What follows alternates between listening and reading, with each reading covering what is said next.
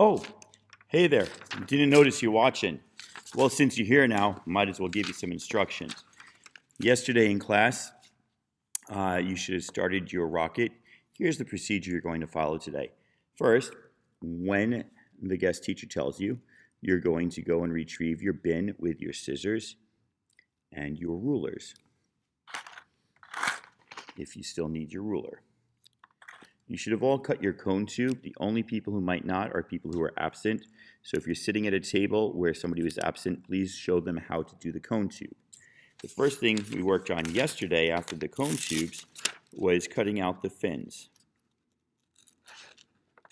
And you either have 3 or 4 fins. Some of you may have had a few more, but you were instructed yesterday to cut them out. So that's what you should be doing today to finish.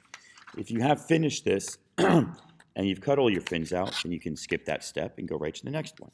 Here it is. Show Miss Tolson, raising your hand, of course, that you have your fins cut out. You're then going to be given a piece of balsa wood. Be very careful. It's light and it's breakable, and if you keep breaking too many pieces, you won't be given any more. You'll have to use paper for your fins. So balsa wood, fin, tape. Please ask Ms. Tolson for the tape when you're ready, and make sure that you give it back at the end of the period. She's going to be collecting all the supplies because I'm not there to watch it. I want to make sure we get everything back. I'm taping down. You can't see that, but I'll show you the results in a minute.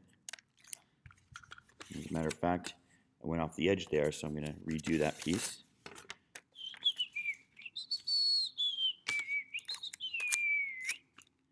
And I know that yesterday, when you did this, you made sure to put your name on each piece. You're going to do the same thing once you cut it out. You can cut the balsa wood with the scissors. Going with the grain is super easy.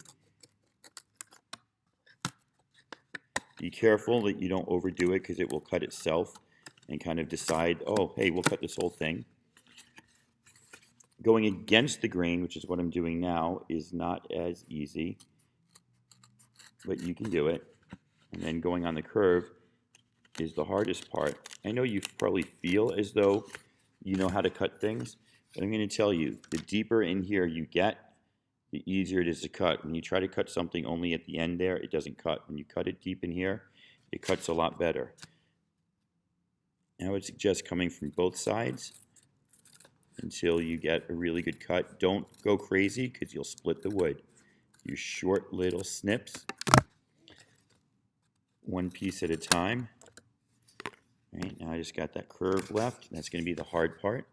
But I got confidence in my skills because I listened to the teacher.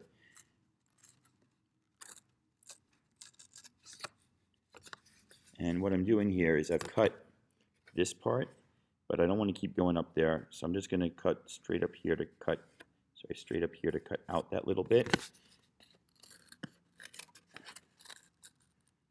I feel like getting rid of that gives me more access to get in there with the scissors and to continue cutting.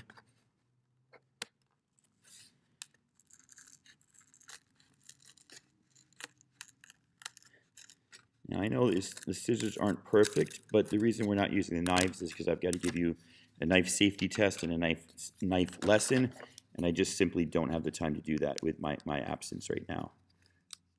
So there you go. Now if any of this feels like it's about to break or crack, you could literally put a piece of tape across it just to give it a reinforcement. But this is one fin that will go onto this side of my bottle. Okay, boom. Now your fin, I don't know whose fin this was, I just grabbed one, random one, probably isn't going to be straight here. It's probably going to have a curvature that fits whichever bottle you chose. And that's how to do the fins. That is step 1 while I'm absent. Please stay tuned for step 2.